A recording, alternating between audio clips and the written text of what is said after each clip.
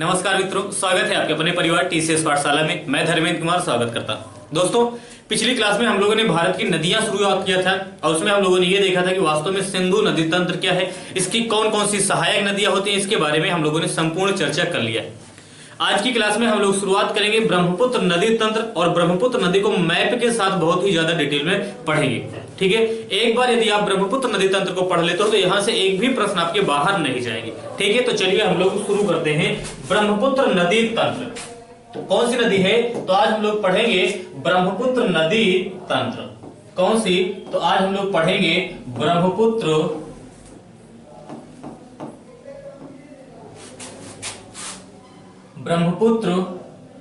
नदी तंत्र। सबसे पहले तो हम लोग बात यह कर लेते हैं कि वास्तव में ब्रह्मपुत्र नदी तंत्र का मतलब क्या होता है, रिवर सिस्टम्स का मतलब क्या होता है। रिवर सिस्टम का मतलब होता है कि इसमें हम लोग सिर्फ उसी नदी के बारे में नहीं देखेंगे, ये भी देखेंगे कि उसकी कौन कौन सी सहायक नदियां हैं, कौन कौन सी सहायक नदियां नहीं है। ठीक है, तो चलिए एक बार सबसे पहले हम लोग मानचित्र बनाकर इसके बारे में देख लेंगे, फिर चीजों को जैसे हमेशा लिखते हुए चलते हैं, फिर चीजों को लिखते हुए एक एक पॉइंट पर समझते हुए चलेंगे। ठीक है, तो चलिए हम लोग देखते हैं।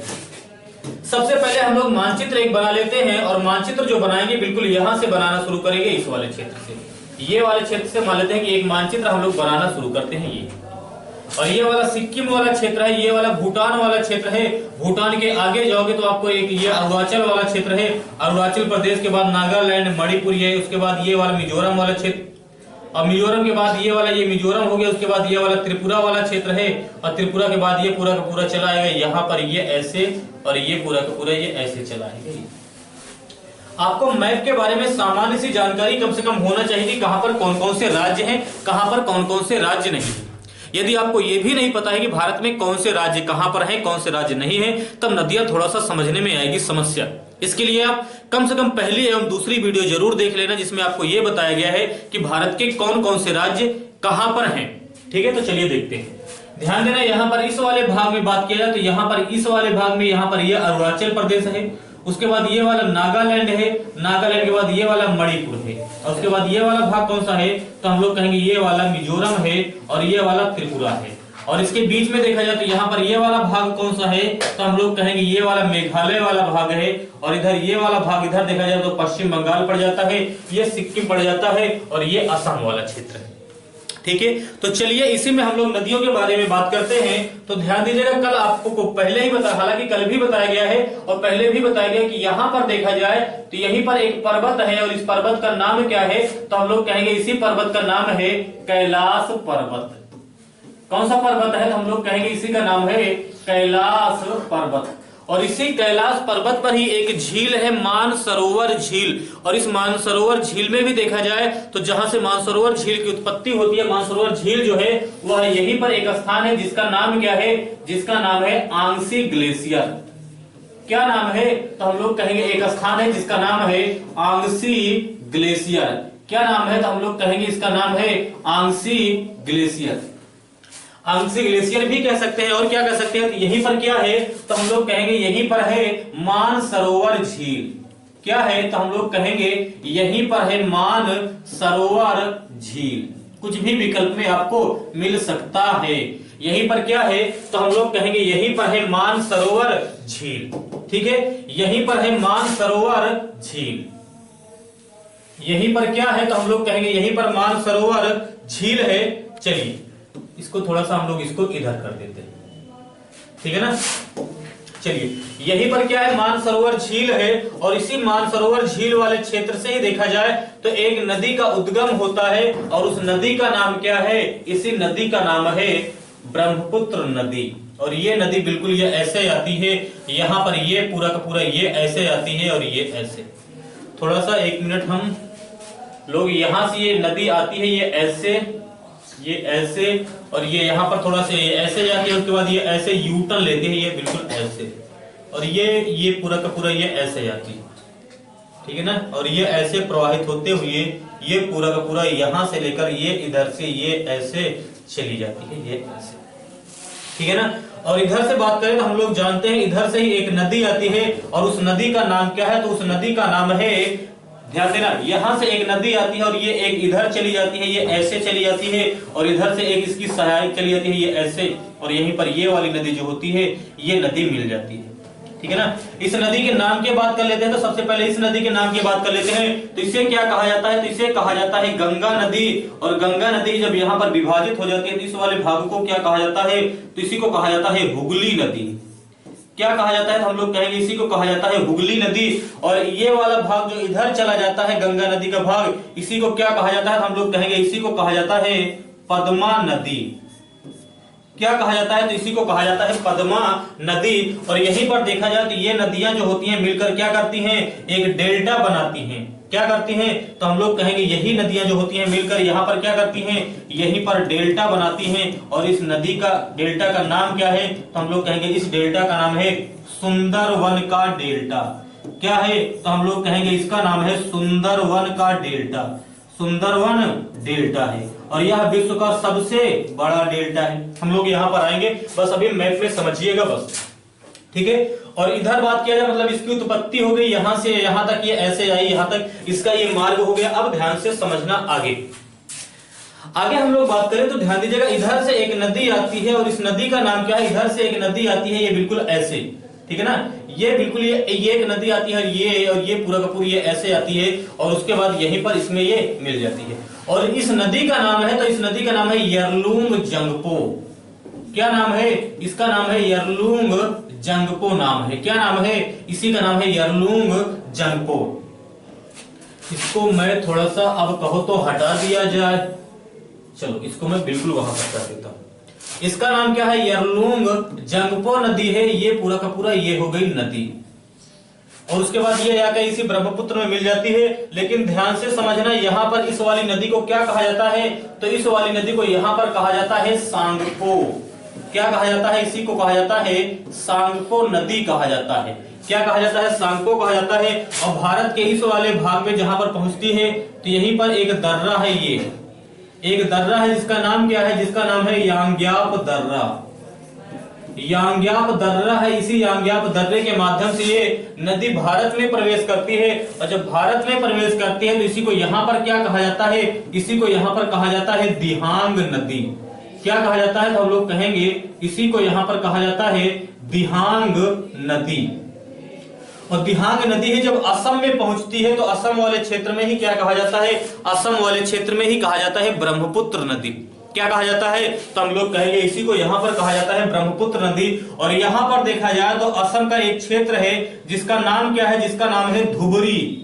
क्या नाम है, तो कहां लिख दिया जाए, तो चलो हम लोग यहाँ पर लिख देते हैं, इसका नाम क्या है, तो इसका नाम है धुबरी।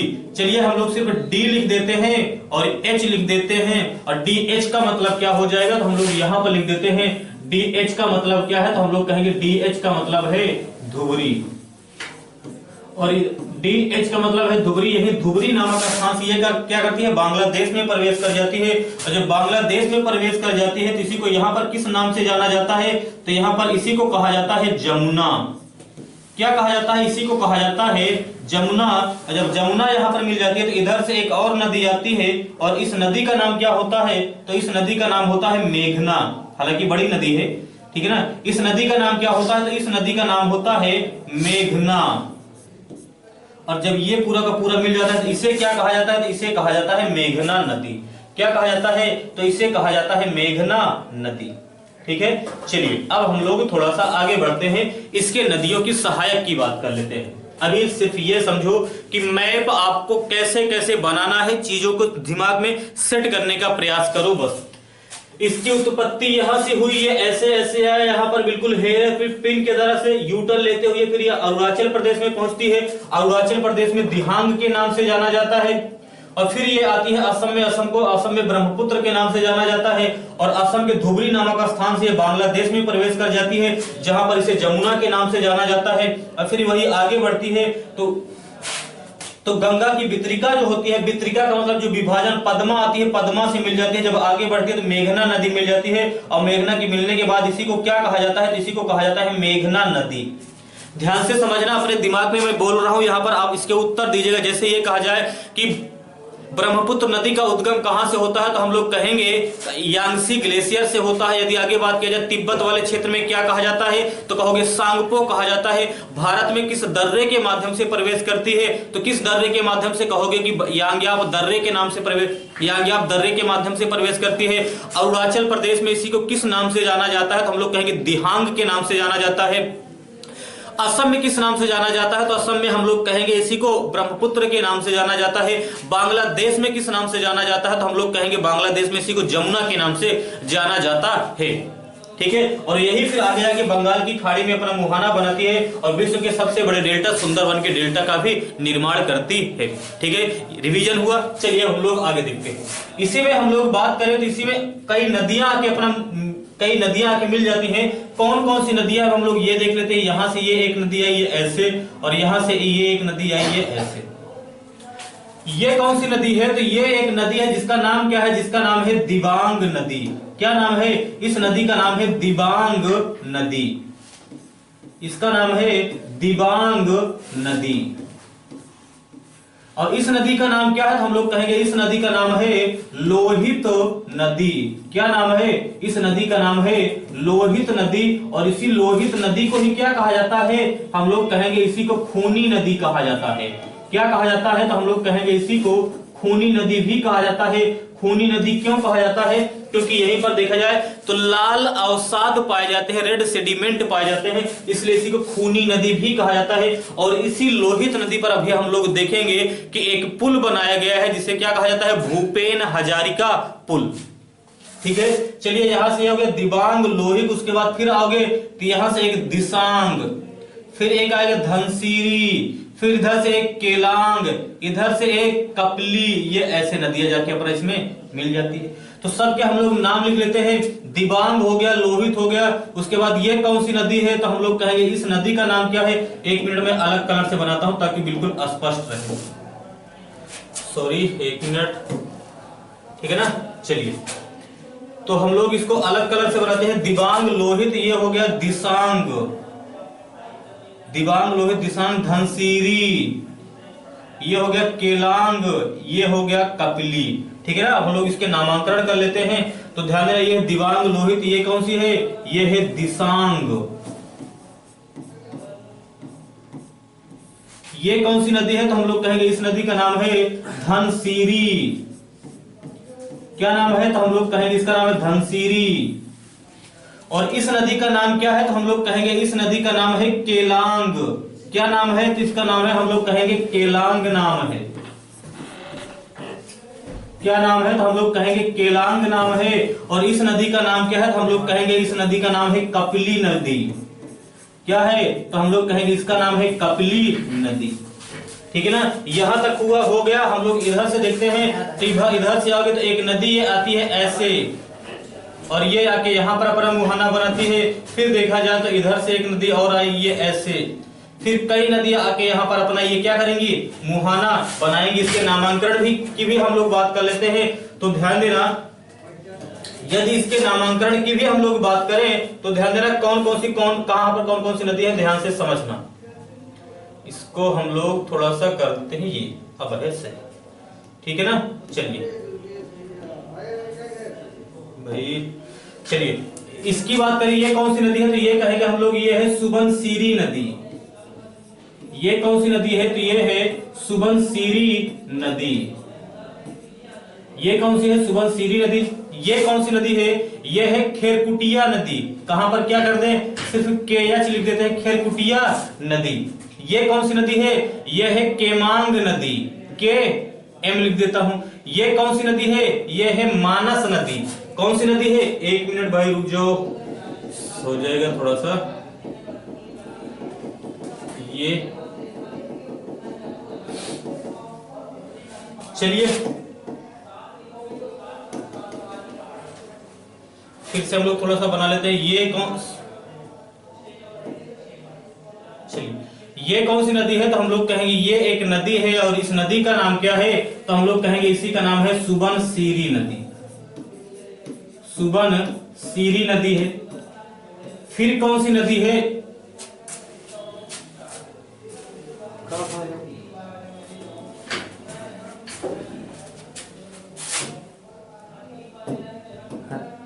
ग्रीन ग्रीन, अरे जी नीचे ई एन देखें लिखा है।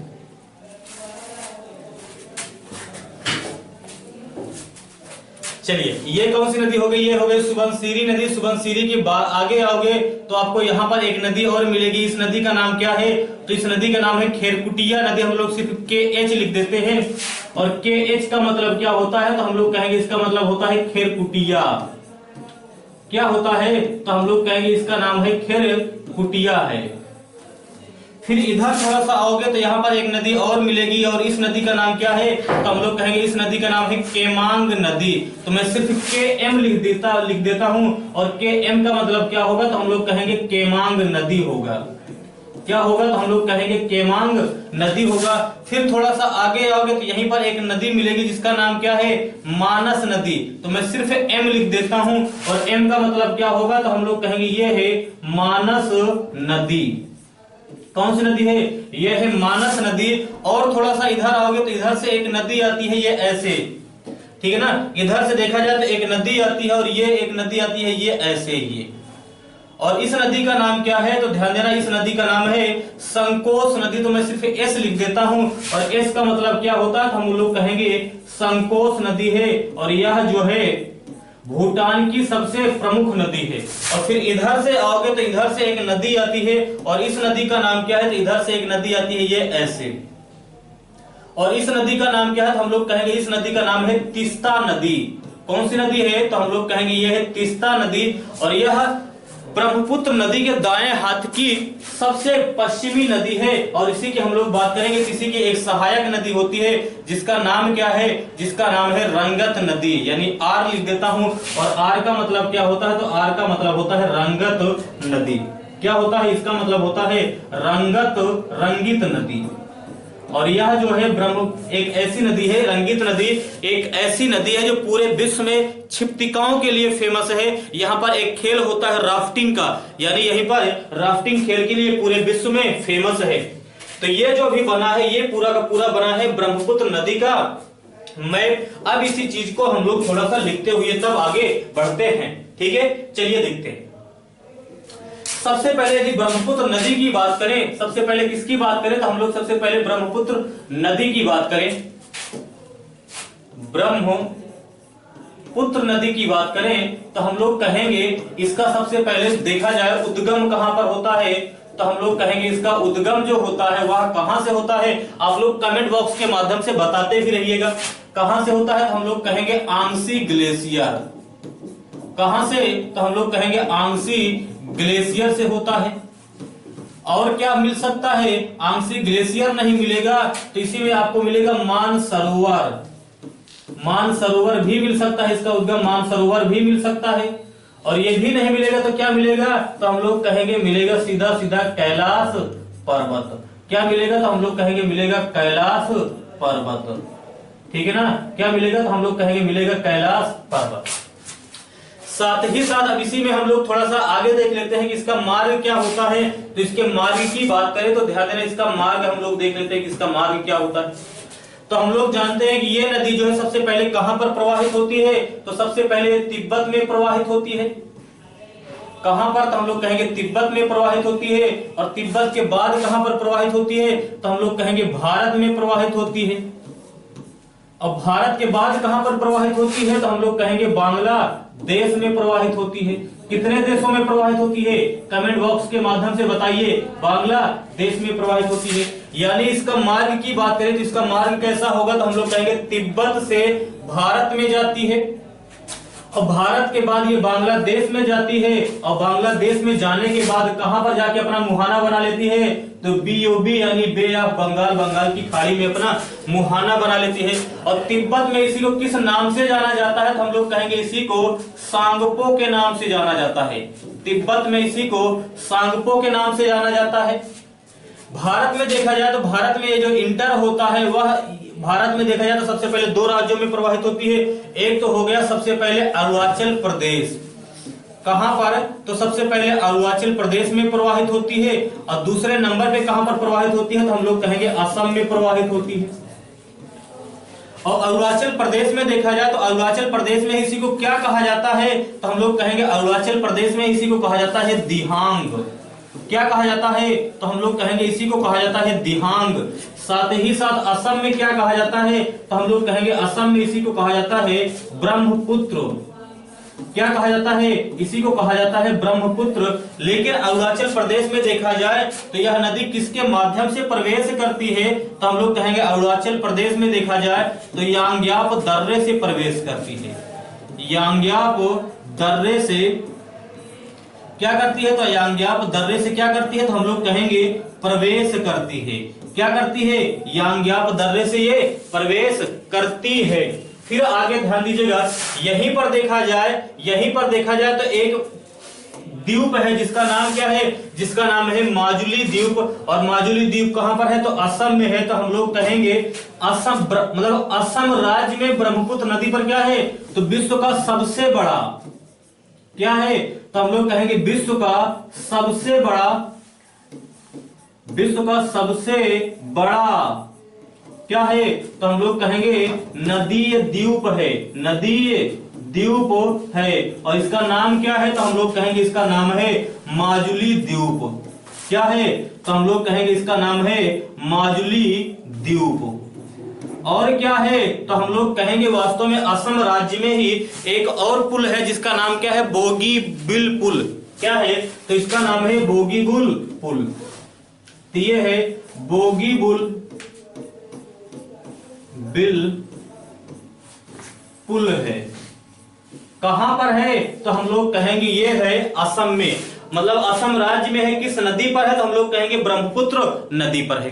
ठीक है, चलिए अब हम लोग थोड़ा सा आगे बढ़ते हैं। तो अभी हम लोगों ने देखा कि इसकी कौन कौन सी है, ये कहां कहां पर जाती है। फिर आगे हम लोग बात करेंगे, ध्यान से समझना। यदि आगे बात किया जाए तो इसकी लेफ्ट हैंड ट्रिब्यूटरी कौन कौन सी है? ठीक है ना, लेफ्ट हैंड ट्रिब्यूटरी कौन सी है? तो ट्रिब्यूटरी का मतलब सहायक कौन सी है? देखो पहले इसमें से थोड़ा सा चीजों को समझना सीखो। यदि इसके दाएं हाथ की सहायक की बात किया जाए, बाएं हाथ की सहायक की बात किया जाए, मान लेते हैं कि ये नदी ऐसे ऐसे जा रही है, तो इसका ये वाला जो हो जाएगा बायां हो जाएगा, ये वाला जो हो जाएगा दायां हो जाएगा।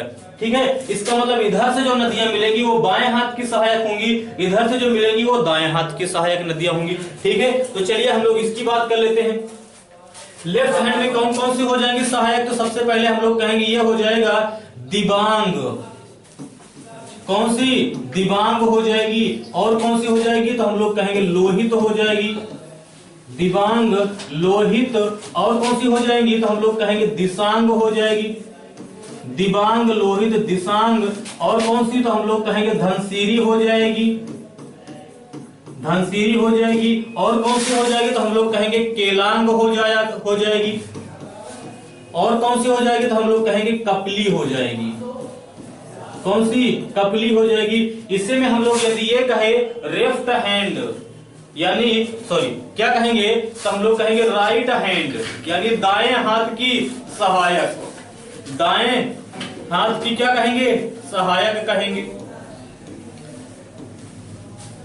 तो इसका क्रम क्या हो जाएगा? सबसे पहले हम लोग कहेंगे सुबनसिरी हो जाएगी। सुबनसिरी हो जाएगी। फिर कौन सी हो जाएगी? तो हम लोग कहेंगे खेरकुटिया हो जाएगी। खेरकुटिया हो जाएगी। और कौन सा हो जाएगा? तो हम लोग कहेंगे खेरकुटिया के बाद देखा जाए तो देखो कौन सा है? तो हम लोग कहेंगे खेरकुटिया के बाद देखा जाए तो केमांग हो जाएगा। कौन सा हो जाएगा? तो हम लोग कहेंगे केमांग हो जाएगा। केमांग हो जाएगा। अब केमांग के बाद यदि बात किया जाए तो मानस हो जाएगा। और मानस के बाद यदि बात किया जाए तो कौन सा हो जाएगा? तो हम लोग कहेंगे संकोच हो जाएगा। और संकोच के बाद यदि बात किया जाए तो ये क्या हो जाएगा? तिस्ता हो जाएगा। कौन सा हो जाएगा? ये तिस्ता हो जाएगा। ठीक है, आगे चलिए मिनट। ठीक है ना, चलिए तिस्ता हो जाएगा। अब हम लोग थोड़ा सा आगे देखते हैं। चलिए यह समझ लीजिए कि बोर्ड में नहीं मच्छर चला रहे हैं। ठीक है ना, चलिए अब हम लोग थोड़ा सा आगे देखते हैं। चलिए आगे यदि बात किया जाए तो यहीं पर एक चीज ध्यान से समझना। यहां तक इसके हाथ की सहायक नदी है तो हम लोग देख लिए। यहां पर ये जो लोहित नदी है ना, यहां पर देखोगे तो दो राज्यों में प्रवाहित हो रही है। एक कहां पर, अरुणाचल प्रदेश में, उसके बाद असम पर, असम में। और इसी पुल पर देखा जाए, मतलब इसी नदी पर देखा जाए तो एक पुल बनाया गया है जिसका नाम क्या है, जिसका नाम है भूपेन हजारिका पुल। तो उसके बारे में भी हम लोग थोड़ा सा लिख लेते हैं। तो हम लोग क्या कहेंगे, भूपेन हजारिका पुल, भूपेन हजारिका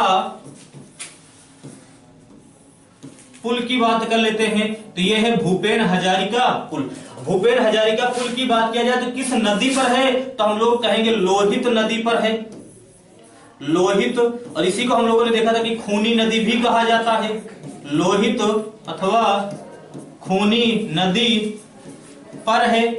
और यदि आगे बात किया जाए तो आगे हम लोग क्या कह सकते हैं, तो हम लोग कहेंगे ये किसको किसको जोड़ता है, तो हम लोग कहेंगे यह नदी जो है, ध्यान से समझना, यह नदी जो है अरुणाचल प्रदेश के, या ऐसे सीधा सीधा लिखते हैं, अरुणाचल प्रदेश है। और ये क्या है, ये मान लेते हैं ये असम है, ये क्या है, ये असम है। तो अरुणाचल प्रदेश के,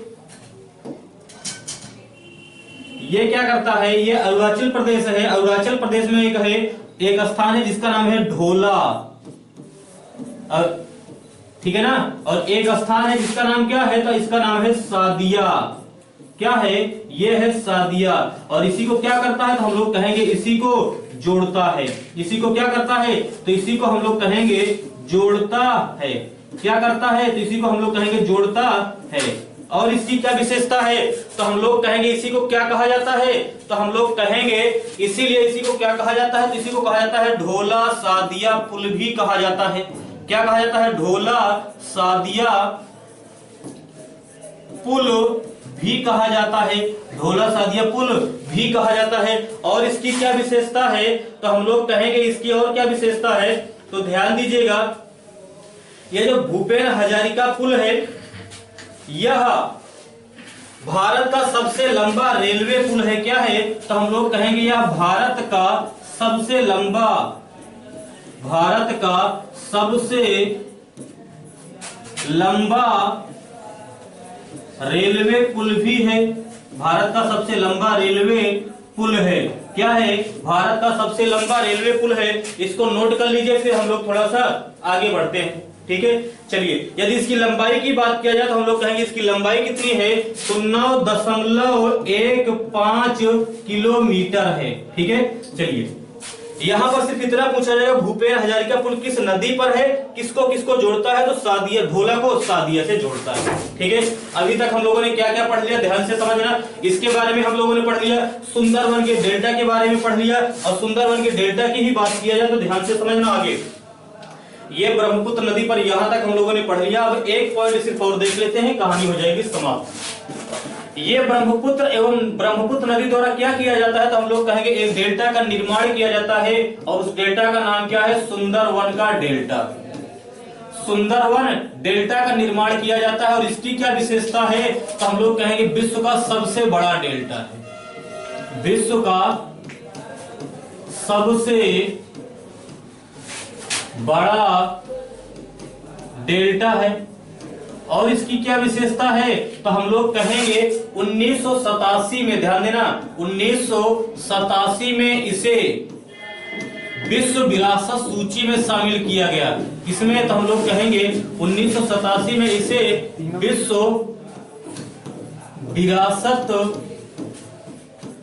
विरासत सूची में शामिल किया गया।